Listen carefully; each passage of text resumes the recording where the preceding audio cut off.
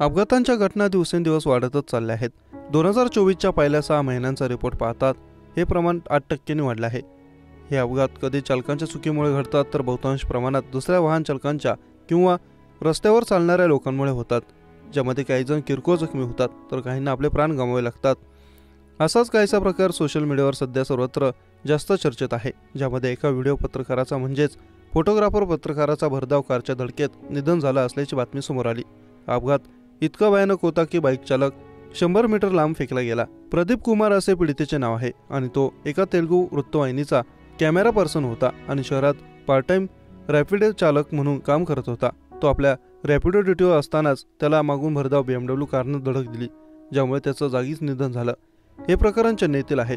इथे मदुरवायल Tambaram elevated bypass BMW कारने त्यांच्या मोटरसायकलला जोरात धडक दिल्याने त्यांचा मृत्यू झाला। अपघातानंतर कार चालकाने गाडी सोडून दिली आणि घटनास्थळावरून पळ काढला।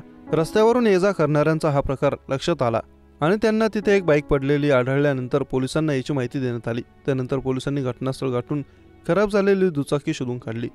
घटनास्थळापासून 100 मीटर अंतरावर कुमारचा मृतदेह सापडल्यानंतर लक्षात आले की त्याचं निधन झालं होतं। पोलिसांनी दिलेल्या माहितीनुसार कुमार हायवेवरून फेकला गेल्यामुळे त्याचं निधन झालं। पोलीस बेपत्ता लक्झरी कार चालकाचा शोध घेत असून पुढील तपास करत आहेत।